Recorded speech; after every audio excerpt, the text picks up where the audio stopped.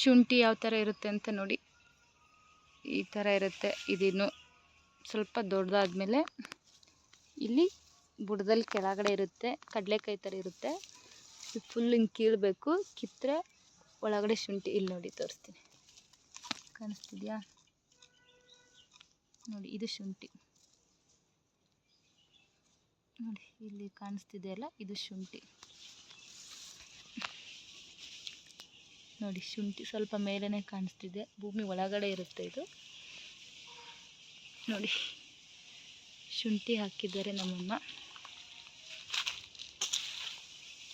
ಈ ಕಡೆನೂ ಇದೆ, ಪಕ್ಕದಲ್ಲಿ ಅರಿಶಿನೂ ಇದೆ. ಅದು ಅರಿಶಿನ, ಅದು ಸೇಮ್ ಒಳಗಡೆನೇ ಇರುತ್ತೆ, ಅಂದರೆ ಭೂಮಿ ಒಳಗಡೆ ಇರುತ್ತೆ ನೋಡಿ. ಇದೆಲ್ಲ ಶುಂಠಿ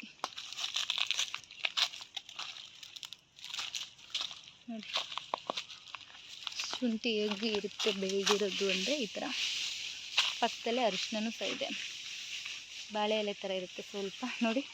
ಇದು ಬಾಳೆ ಎಲೆ, ಇದು ಅರಿಶಿನ, ಸೇಮ್ ಒಂದೇ ಥರ ಇದೆಯಲ್ಲ, ಸ್ವಲ್ಪ ಸೇಮ್ ಇದೆ, ಫುಲ್ ಏನಿಲ್ಲ,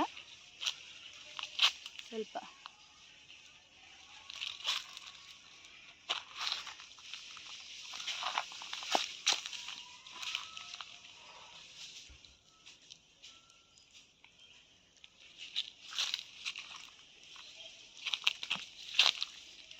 ಅರಿಶಿನ